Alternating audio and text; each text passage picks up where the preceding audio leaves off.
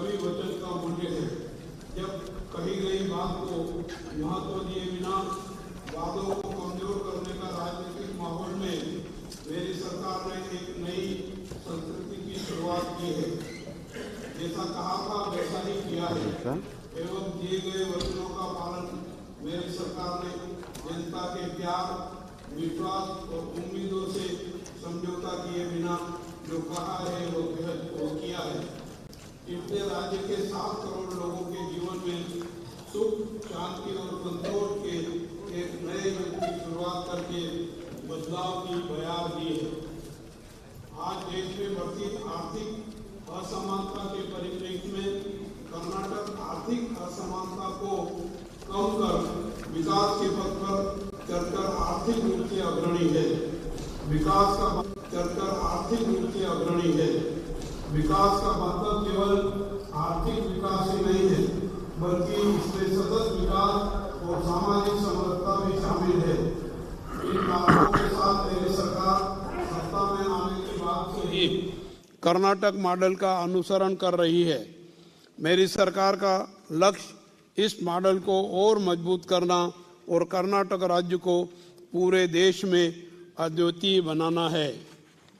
सरकार की 5 गारंटी योजनाओं ने बढ़ती आर्थिक असमानता से पीड़ित लोगों को सांत्वना प्रदान की है। इन परियोजनाओं के लिए बड़ी संख्या में आवेदन इस बात का प्रमाण है कि आर्थिक रूप से वंचित लोगों को इन योजनाओं की कितनी आवश्यकता थी।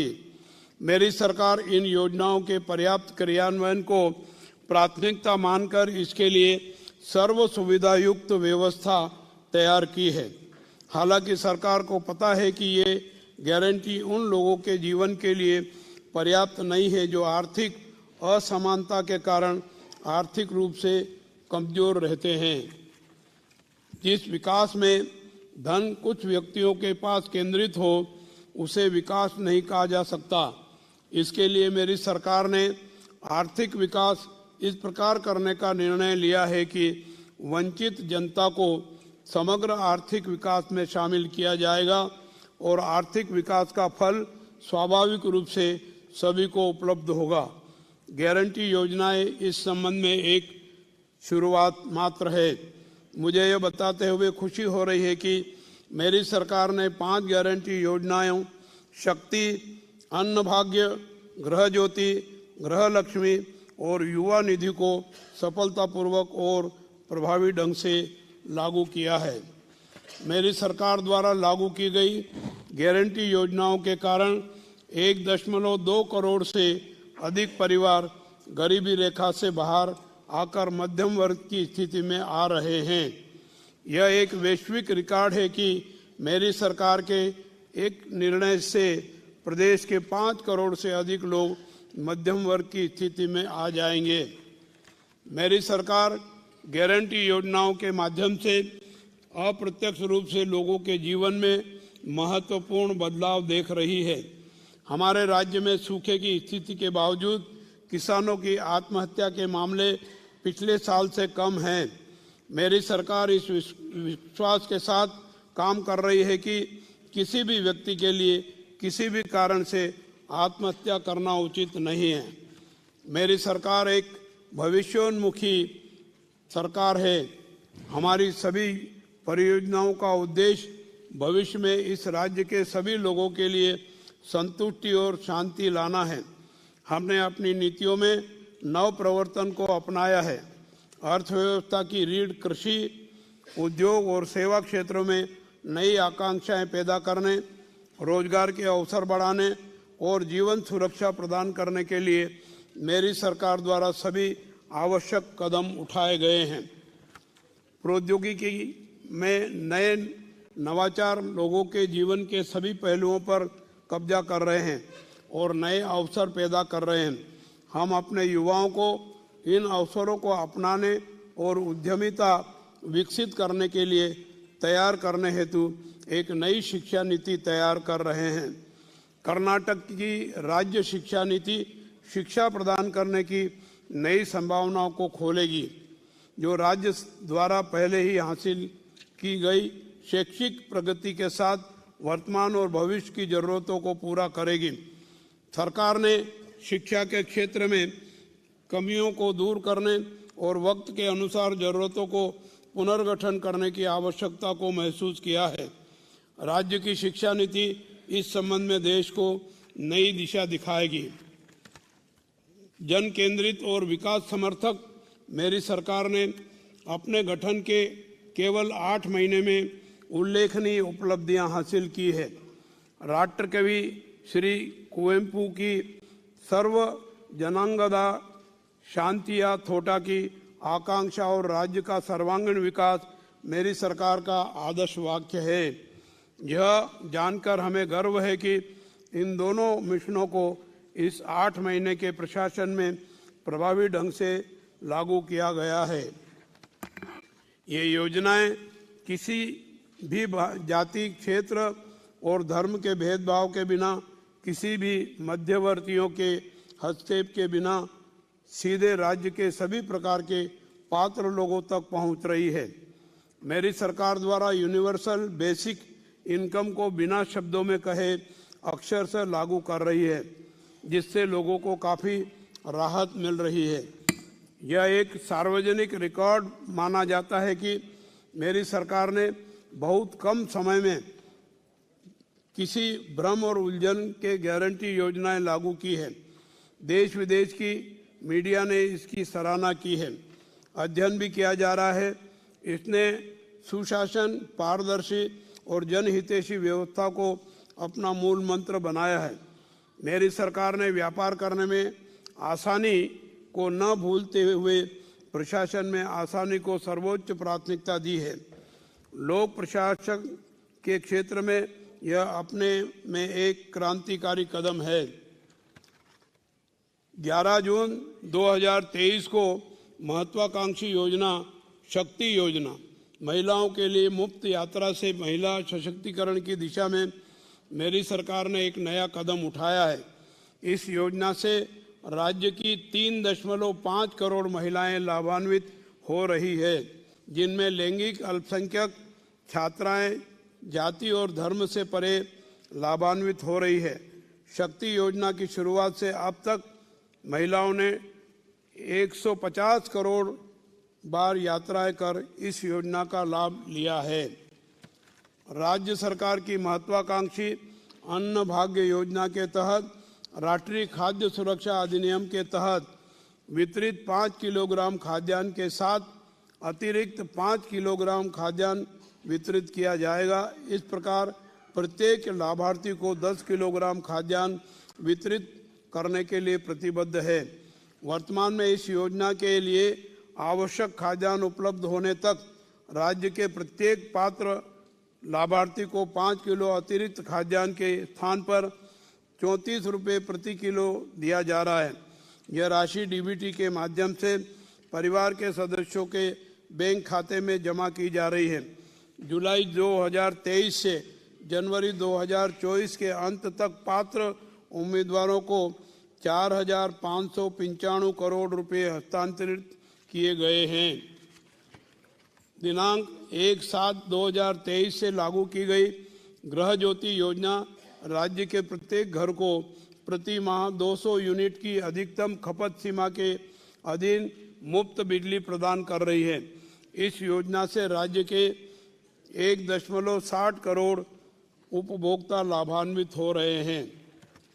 गृहलक्ष्मी योजना के तहत 17,500 करोड़ रुपए का अनुदान आवंटित किया गया है, जो राज्य के प्रत्येक पात्र परिवार की महिला मुखिया को हर महीने 2,000 रुपये प्रदान करता है।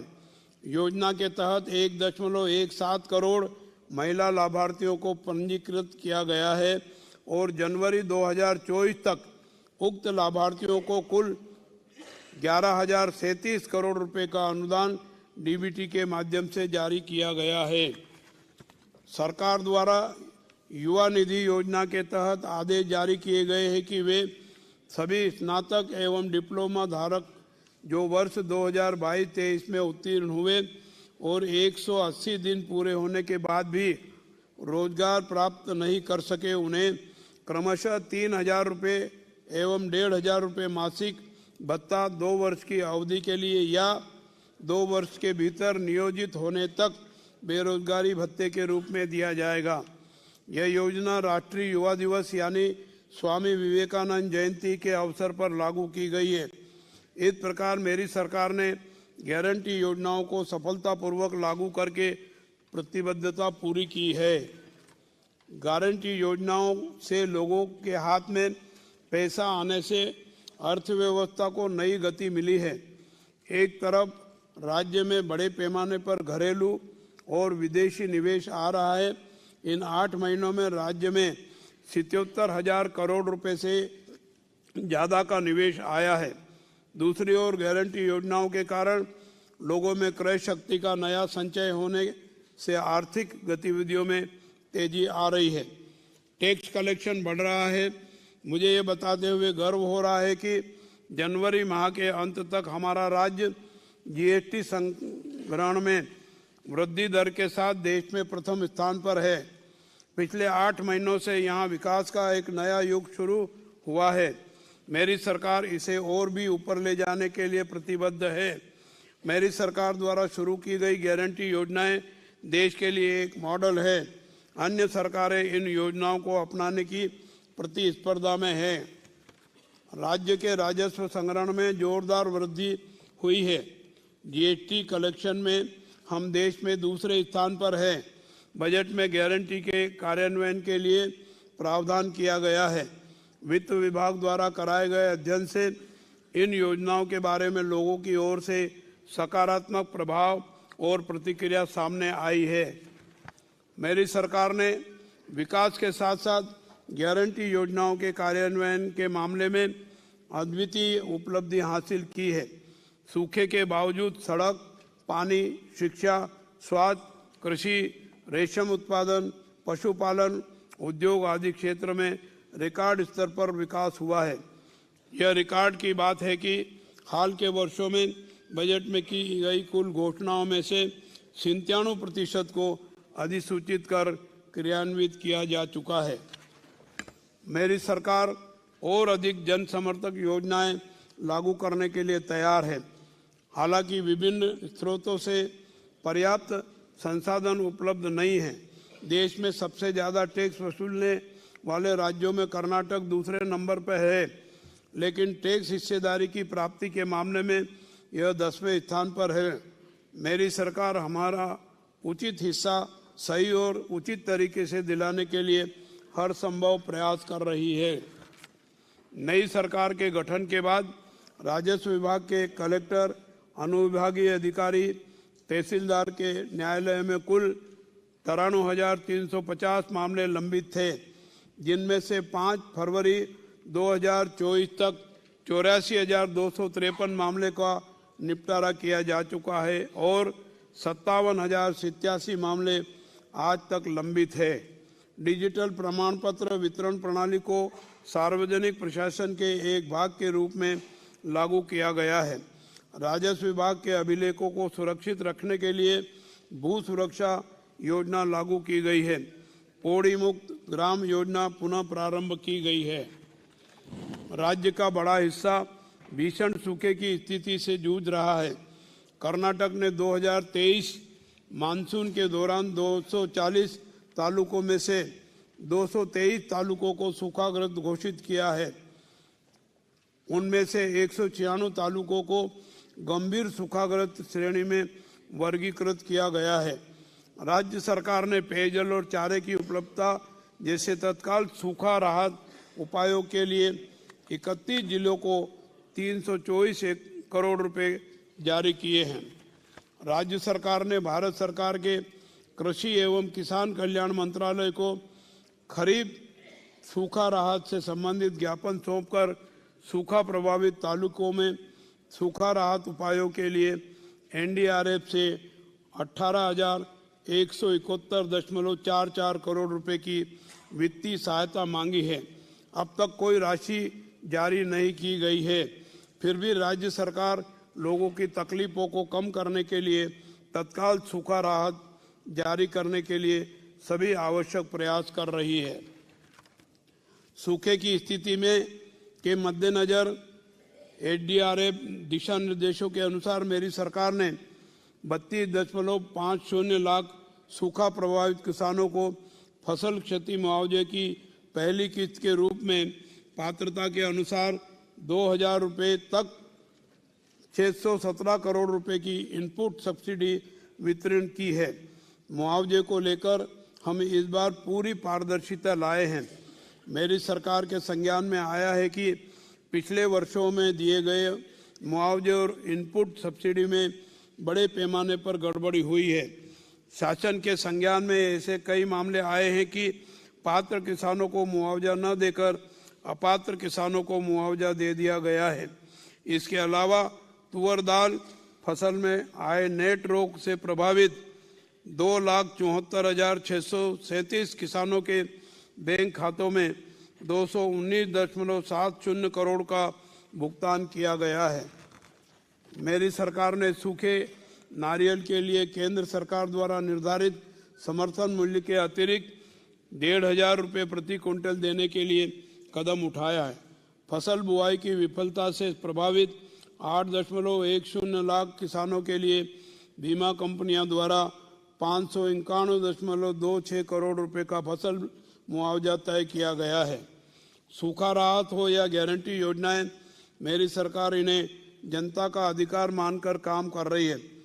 हम हर एक का सत्यापन कर रहे हैं और परिहारा तंत्रांश पोर्टल के माध्यम से सीधे किसानों के खातों में जमा कर रहे हैं।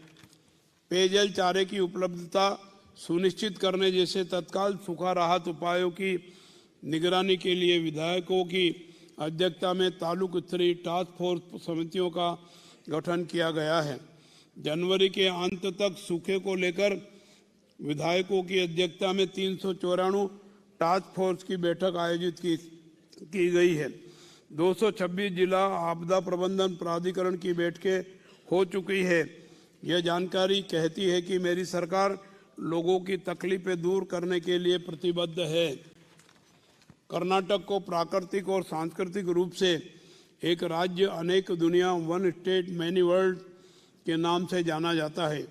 इस भव्य भूमि में खूबसूरत समुद्र तट, सुरम्य सह्याद्री पर्वतमाला, मैदानी इलाकों में ऐतिहासिक स्थान, कई नदियों का प्रवाह, सोने जैसी विशाल मात्रा में खनिज संपदा मौजूद है। यहाँ कृषि, वन विधा, वन्य जीव संपदा सहित विविधता का विशाल स्तर मौजूद है। हमारा राज्य इनसे चकाचौंध है। इस राज्य का नाम कर्नाटक सूखे रखे हुए 50 वर्ष हो गए हैं। 1 नवंबर 1973 को मैसूर राज्य का नाम बदलकर कर्नाटक कर दिया गया। उसी की याद में इस साल कर्नाटक संभ्रम 50 मनाया जा रहा है। कन्नड़ भाषा का अस्तित्व और विकास हमारे जीवन और मृत्यु का विषय है। हम अपनी भाषा और संस्कृति पर कोई भी हमला बर्दाश्त नहीं करेंगे। मेरी सरकार किसी भी कीमत पर हमारी मातृभाषा और बसवन्ना, कुवेंपु आदि द्वारा समर्थित कर्नाटक संस्कृति को संरक्षित और विकसित करने के लिए प्रतिबद्ध है। कन्नड़ भाषा के समग्र विकास के लिए कन्नड़ भाषा व्यापक विकास अधिनियम 2022 बनाया गया है और इसे शीघ्र ही लागू किया जाएगा। लोगों के हित के लिए हमने निर्णय लिया है और कानून बनाया है कि 60% नेम प्लेट कन्नड़ में होनी चाहिए और इसे लागू करने के लिए कदम उठाए गए हैं। वर्ष 2023-24 के दौरान महात्मा गांधी राष्ट्रीय ग्रामीण रोजगार गारंटी योजना के तहत 27.87 लाख परिवारों के 50.22 लाख लोगों को रोजगार उपलब्ध कराया गया है और दिसंबर 2023 के अंत तक 3,350.85 करोड़ रुपए की मजदूरी राशि का भुगतान किया गया है और नरेगा कार्यों के कार्यान्वयन पर कुल 4,981.98 करोड़ रुपए का व्यय किया गया है। सूखे के मद्देनजर केंद्र सरकार से नरेगा योजना के तहत 100 दिनों के बजाय 150 दिनों के लिए रोजगार की गारंटी देने का आग्रह किया गया है और मेरी सरकार इसके कार्यान्वयन की उम्मीद कर रही है। मेरी सरकार की योजना राज्य के ग्रामीण क्षेत्रों में पेयजल आपूर्ति के लिए जल जीवन मिशन के माध्यम से 2024 तक ग्रामीण क्षेत्रों के सभी घरों में नल जल कनेक्शन उपलब्ध कराने की है।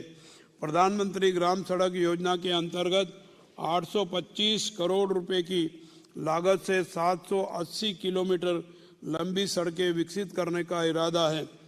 अब तक 214.170 किलोमीटर लंबी सड़क का काम पूरा हो चुका है और 206.80 करोड़ रुपए का भुगतान किया जा चुका है। 2023-24 के दौरान एससी, एसपी, टीएसपी के तहत अनुसूचित जाति और अनुसूचित जनजाति के व्यापक विकास के लिए 35,580.38 करोड़ रुपए आवंटित किए जा चुके हैं तथा पर्याप्त योजनाओं के माध्यम से कार्यान्वित किए जा रहे हैं। वर्ष 2023-24 में किराए के भवनों में चल रहे KREIS स्कूलों और SC/ST छात्रावासों के लिए स्वयं के भवन बनाने के लिए 960 करोड़ रुपए आवंटित किए गए हैं। समाज कल्याण विभाग के 23 नवीन छात्रावास भवनों एवं 23 KREIS विद्यालयों का निर्माण कार्य पूर्ण हो चुका है। मुख्यमंत्री कौशल्या कर्नाटक योजना के तहत 75,299 उम्मीदवारों को प्रशिक्षित किया गया है और 11,599 उम्मीदवारों को नौकरी दी गई है। वृहद बेंगलुरु महानगर पालिका के भीतर यातायात की भीड़ को कम करने के लिए टनल रोड का निर्माण प्रस्तावित है। फिलहाल सुरंग के निर्माण पर प्रगति रिपोर्ट तैयार की जा रही है। बेंगलुरु मेट्रो चरण 2 रीच 5 नई लाइन रागीगुड्डा से सेंट्रल सिल्क बोर्ड तक 19.15 किलोमीटर लंबी डबल डेकर मॉडल के तहत 3.3 किलोमीटर लंबाई के 16 स्टेशनों के साथ वर्तमान में 98% हासिल की गई है और जुलाई 2024 तक खोलने की योजना है। बेंगलुरु मेट्रो रेल परियोजना चरण 2A सेंट्रल सिल्क बोर्ड से कृष्णराजपुर तक 19.75 किलोमीटर और चरण 2B कृष्णराजपुर से केम्पेगौड़ा अंतर्राष्ट्रीय हवाई अड्डे तक का काम प्रगति पर है और इसे जून 2026 तक पूरा करने की योजना है। कावेरी जल आपूर्ति चरण 5 परियोजना बृहद बेंगलोर नगर निगम में शामिल 110 गांव क्षेत्रों में 775 MLD अतिरिक्त पेयजल की आपूर्ति करने की परियोजना मार्च 2024 में लागू करने का इरादा है। मेरी सरकार शक्ति योजना के कुशल क्रियान्वयन के साथ साथ राज्य परिवहन के लिए नई बसें खरीदकर उन्हें सार्वजनिक परिवहन के लिए उपलब्ध करा रही है। पिछले कुछ सालों से सरकारों ने एक भी नई बस नहीं दी, एक भी पद नहीं भरा, लेकिन केवल 8 महीने में मेरी सरकार ने 1150 नई बसें खरीदकर विभिन्न परिवहन निगमों को उपलब्ध कराई और 1550 से अधिक रिक्त स्थान भरकर उन्हें लोगों की सेवा में तैनात किया। मेरी सरकार अपने अस्तित्व में आने के कुछ ही समय में विभिन्न विभागों में सरकारी नौकरियों के लिए भर्तियां कर रही है।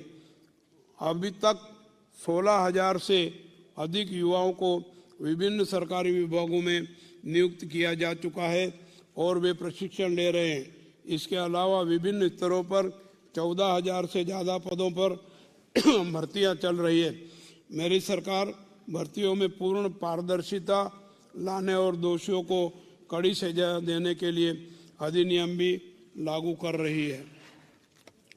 छात्रों, मजदूरों, श्रमिक वर्ग के लोगों की भूख मिटाने के उद्देश्य से इंदिरा कैंटीन 2 योजना बनाई गई है।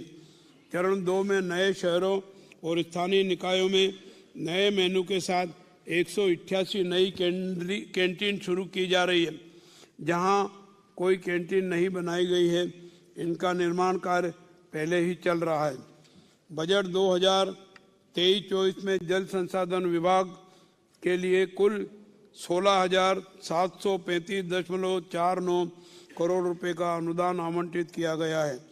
दिसंबर 2023 के अंत तक 10,357.91 करोड़ रुपए की वित्तीय प्रगति और 31,117.98 एकड़ की सीमा तक सिंचाई क्षमता का निर्माण हासिल किया गया है।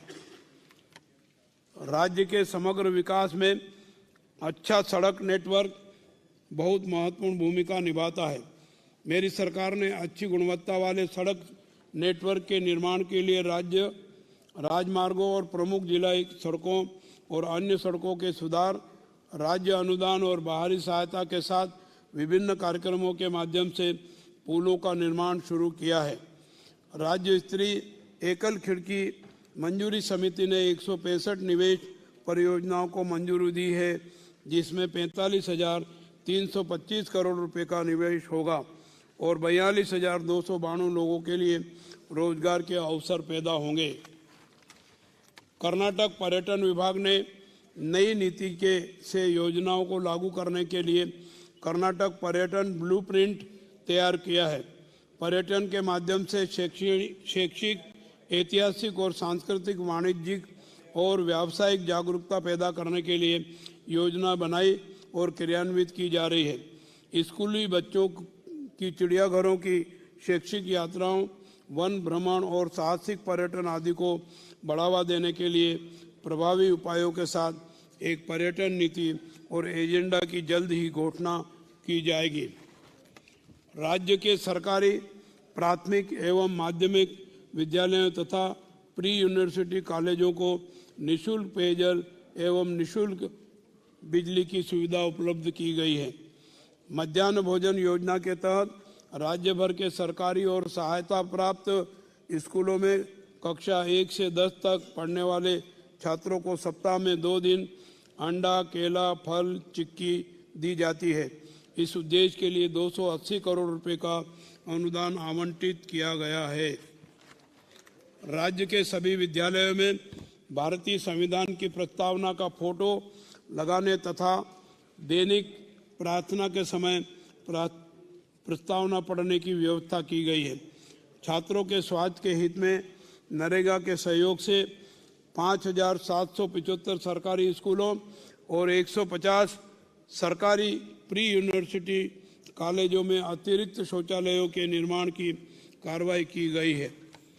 विश्व गुरु बसवन्ना को जाति के आधार पर समाज में हाशिए पर और उत्पीड़ित लोगों में आत्मविश्वास पैदा करके सामाजिक धार्मिक क्रांति लाने का श्रेय दिया जाता है।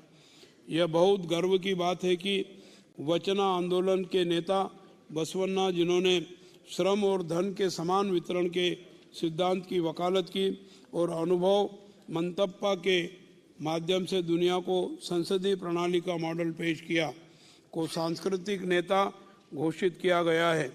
बसवन्ना, अल्लामा प्रभु जैसे लोग जिन्होंने मनुवाद के खिलाफ आंदोलन खड़ा किया और समानता का सपना देखा, उन्हें हमारे वास्तविक जीवन में बार बार हमारी प्रेरणा बनने की जरूरत है। कर्नाटक राज्य में क्षेत्रीय तीव्र पारगमन और कनेक्टिविटी की सुविधा के लिए शिमोगा हवाई अड्डे का संचालन 31 अगस्त 2023 से प्रारंभ हो गया है। विजयपुर हवाई अड्डे का कार्य पूरा कर 2024 में प्रारंभ किया जाएगा। हसन और रायचूर हवाई अड्डे का निर्माण कार्य निर्धारित समय के भीतर पूरा किया जाएगा। बेंगलुरु उपनगरीय रेलवे परियोजनाओं को कर्नाटक सरकार और रेलवे विभागों के सहयोग से बेंगलुरु उपनगरीय रेलवे परियोजना के तहत शुरू किया गया है। इस परियोजना में बेयप्पनहल्ली चिकबल्लावरा 25 किलोमीटर कॉरिडोर का सिविल कार्य प्रगति पर है। हिलालिगे राजानुकुंटे 46.24 किलोमीटर कॉरिडोर के सिविल कार्यों के लिए निविदा को अंतिम रूप दे दिया गया है और काम जल्द ही शुरू किया जाएगा। राज्य में 62 अल्पसंख्यक मोरारजी देसाई आवासीय विद्यालयों को 6वीं से लेकर 12वीं कक्षा तक एकीकृत विद्यालयों में अपग्रेड किया गया है और 50 मोरारजी देसाई आवासीय विद्यालयों की संख्या 2 गुनी कर दी गई है, जिससे अनगिनत छात्र बेहतर और गुणवत्तापूर्ण शिक्षा से लाभान्वित हो रहे हैं। कर्नाटक राज्य स्टार्टअप रैंकिंग में अन्य राज्यों से काफ़ी आगे है। राज्य अब एक वैश्विक नवाचार केंद्र भी है। कर्नाटक को दुनिया के चौथे सबसे बड़े प्रौद्योगिकी क्लस्टर के रूप में मान्यता प्राप्त है।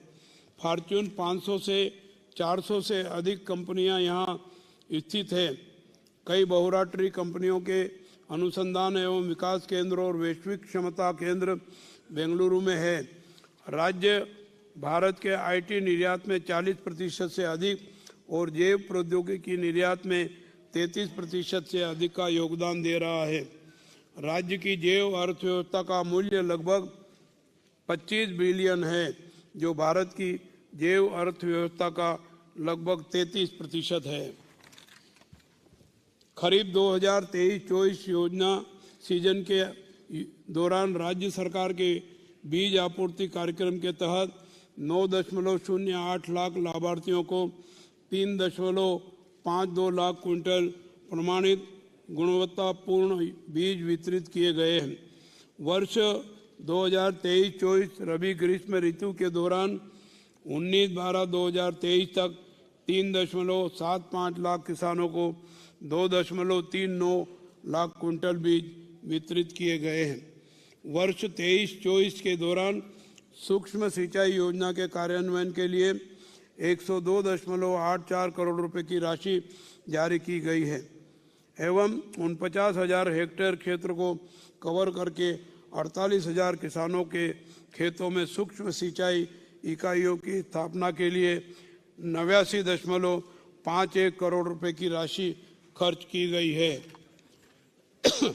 हुबली में जयदेव संस्थान के क्षेत्रीय हृदय रोग केंद्र की स्थापना के लिए कदम उठाए गए हैं।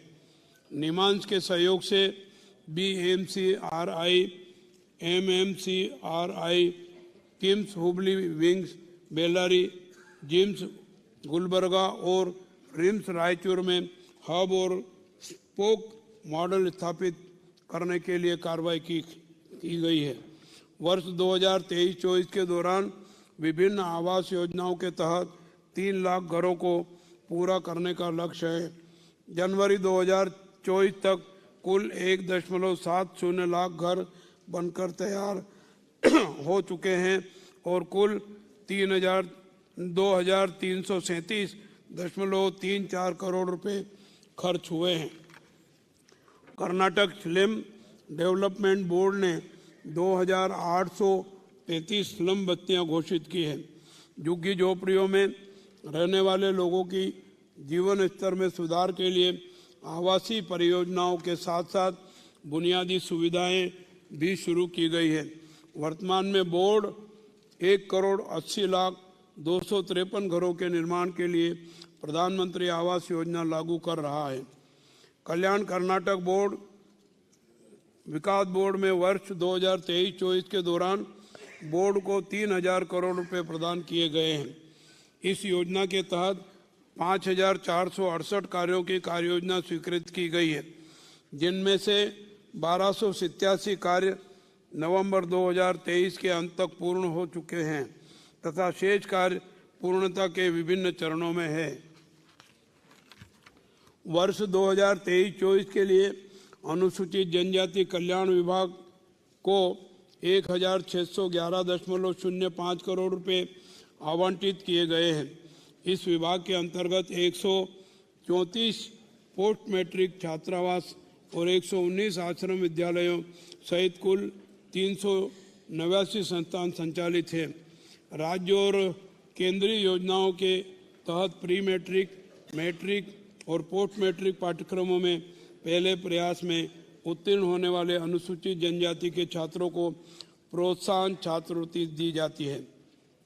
EFIR, e challan, feedback system, social media monitoring cell, सभी पुलिस स्टेशनों में साइबर क्राइम सेल, प्रमुख डिस्प्ले बोर्ड, ई-बीट, जैसे नए उपाय लागू किए गए हैं। राज्य में 10,84,794 अंत्योदय अन्न योजना AAY राशन कार्डों में से 44,03,651 लाभार्थियों और 1,16,69,242 प्राथमिकता हाउस होल्ड राशन कार्डों में से 3,94,30,492 लाभार्थियों को खाद्यान्न वितरित किया गया है।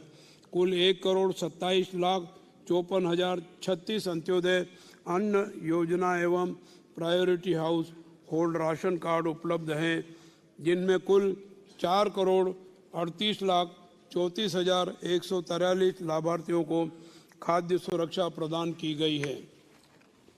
राज्य में काम करने वाले रिपोर्टरों और फोटोग्राफरों को विभिन्न सरकारी कार्यक्रमों के बिना किसी बाधा के भाग लेने की सुविधा के लिए मान्यता कार्ड जारी किए जाते हैं। विभाग ने इन पत्रकारों को KSRTC बसों में राज्य भर में मुफ्त यात्रा के लिए स्मार्ट कार्ड जारी किए हैं। विभाग द्वारा कन्नड़ मीडिया के पत्रकारों को हर साल TSR मेमोरियल पत्रकारिता पुरस्कार, मोहरे हनुमंतराय पत्रकारिता पुरस्कार, विकास पत्रकारिता पुरस्कार और पर्यावरण पत्रकारिता पुरस्कार दिया जा रहा है। संकटग्रस्त सेवानिवृत्त पत्रकारों को 12,000 रुपये और मृत लाभार्थी की पत्नी या पति को 6,000 रुपये की मासिक सहायता राशि दी जा रही है। एनीमिया मुक्त पौष्टिका कर्नाटक योजना पिछले साल आंगनवाड़ियों, स्कूलों, कॉलेजों में सभी बच्चों की जांच के साथ साथ गर्भवती महिलाओं, प्रसवोत्तर माताओं और प्रजनन आयु वर्ग की महिलाओं की हेमोग्लोबिन की जांच करने के उद्देश्य से शुरू की गई थी। योजना के तहत 10 लाख से अधिक व्यक्तियों की जांच की जा चुकी है। एनीमिया से पीड़ित लोगों का उचित उपचार शुरू किया जा रहा है। पहली बार सभी के लिए मुफ्त डायलिसिस सेवाओं के हिस्से के रूप में एकल उपयोग डायलिसिस की शुरुआत की गई है। यह कार्यक्रम अब 168 केंद्रों से बढ़कर 219 केंद्रों तक पहुंच गया है, जिसमें 800 इकाइयां सालाना 7.2 लाख डायलिसिस चक्र प्रदान करती है। हृदय संबंधी आपात स्थितियों के प्रबंधन के लिए श्री जयदेव हार्ट इंस्टीट्यूट के समन्वय से 15 जिलों में एक कार्यक्रम शुरू किया गया है। इसके तहत अप्रैल से दिसंबर तक 1,01,340 ECG लिए गए हैं, जिनमें से 1,550 हृदय रोगियों का तृतीयक स्तर पर जयदेव अस्पताल में इलाज किया गया है। हमारी सरकार जमीनी स्तर पर उच्च गुणवत्ता वाली प्राथमिक स्वास्थ्य देखभाल उपलब्ध करने के लिए प्रयास करती रहेगी। हब स्पोक मॉडल के माध्यम से विशेषज्ञ सेवाओं का प्रावधान और स्वास्थ्य क्षेत्र में निजी संस्थाओं की सक्रिय भागीदारी को और मजबूत किया जाएगा। पिछड़ा वर्ग विभाग द्वारा 2,635 छात्रावास, आश्रम विद्यालय और मोरारजी देसाई आवासीय विद्यालय संचालित किए जा रहे हैं। इन संस्थानों में कुल 2,29,461 छात्रों को प्रवेश दिया जाता है। कर्नाटक सरकार युवाओं और खिलाड़ियों के लिए सर्वांगीण विकास के लिए कई कार्यक्रम आयोजित कर रही है।